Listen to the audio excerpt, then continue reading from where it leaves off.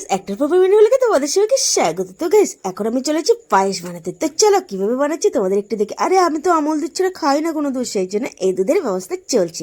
তো চলো ফটাফট আগে তার মধ্যে আগে মাছটা ম্যাগনেট করে রেখে দিই, মানে ওই যে নুন হলুদ মাখিয়ে রেখে দিই। তো ফটাফট ভেজে ফেললাম ওই যে চাটা ফেলে, সুন্দরবনের চাটা ফেলে। তারপর বাবার তাহলে বসে একটু টিফিনের ব্যবস্থা করলাম। আর হ্যাঁ দেখো, বাবা কতগুলো লোটে মাছের বাচ্চা নিয়ে এসছে, এটা যেটা কাটতে আমাদের অস্বস্তি লাগছিল।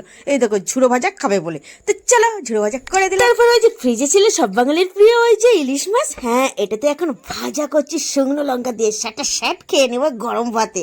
এই দেখো ভাতও বেড়ে ফেলেছি। তো চলো এবার খেয়ে ট্রাই করে দেখি কেমন টেস্টি বানিয়ে। তো চলো সবার আগে এই পায়েসটা বাটিতে ফটাফট তুলে নি, কারণ সবার সাথে খেতে বসতে হবে। যে ওই যে ইলিশ মাছ আছে যে, ও কি টেস্টি। তো কি বলে, তো পায়েসটা আমি ফাটাফাটি না পারলাম, মোটামুটি একটু পারি বানাতে, এই আর কি। তো চলো ইলিশ মাছটা ভাজা করলাম এই কারণে, আমার ভাজাটাই ভালো লাগে। তো চলো তোমাদের একটু ভাজা খেতে দেবো, তোমরা চলে আসো, এক টুকরো করে হলেও দেবো।